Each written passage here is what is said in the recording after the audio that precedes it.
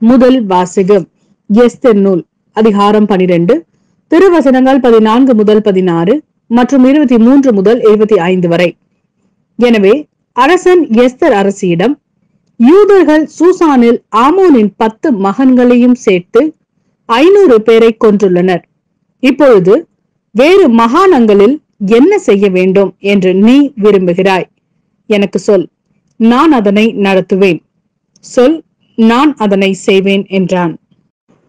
Esther அரசருக்கு விருப்பமானால் சூசானில் யூதர்கள் இதை போன்றே நாளையும் செய்ய அனுமதி கொடுக்க வேண்டும். ஆமோனின் 10 மகன்களின் உடலையும் தூக்கில் தொங்கவிட அனுமதிக்க வேண்டும் என்று கேட்டாள். அதே நேரத்தில் வேறு நாடுகளில் வாழ்ந்த யூதர்களும் ஒன்று கூடினார்கள். அதனால் தம்மை காத்து கொள்ளும் அளவு பலமுள்ளவர்களாக இருந்தனர். எனவே அவர்கள் பகைவர்களை தாக்க முடிந்தது. யூதர்கள் தம் பகைவரான 75,000 பேரை கொன்றனர். ஆனால் அவர்கள் கொள்ளையடிக்கவில்லை. எனவே யூதர்கள் மொர்தெகாய் எழுதியவற்றை ஏற்றுக்கொண்டனர். அவர்கள் தொடங்கிய விழாவை தொடர ஒப்புக்கொண்டனர். அம்மெதாத்தாவின் மகனான ஆமான் என்னும் ஆகாகியன் யூதர்களின் பகைவன். யூதர்களை அழிக்க அவன் ஒரு தீய திட்டத்தை வைத்திருந்தான். அவன் யூதர்களை அழிக்கும் நாளை குலுக்கல் சீட்டு போட்டு தேர்ந்தெடுத்து வைத்திருந்தான்.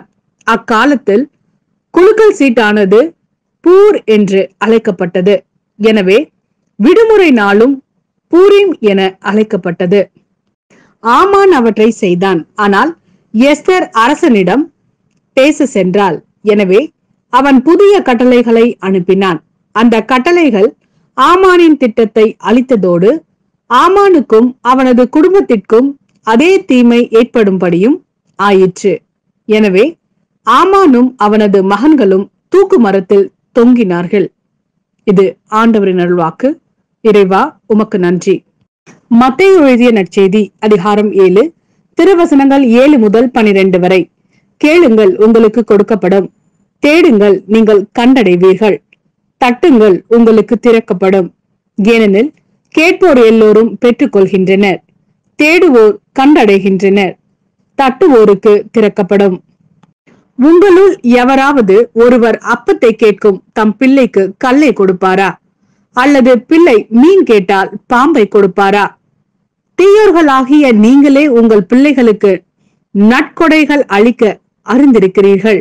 அப்படியானால் விண்ணுலகில் உள்ள உங்கள் தந்தை தம்மிடம் கேட்போருக்கு இன்னும் மிகுதியாக நன்மைகள் அளிப்பார் அல்லவா? ஆகையால் பிறர் உங்களுக்கு செய்ய வேண்டும் என விரும்புகிறவற்றை எல்லாம் நீங்களும் அவர்களுக்கு செய்யுங்கள். இறைவாக்குகளும் திருச்சட்டமும் கூறுவது இதுவே.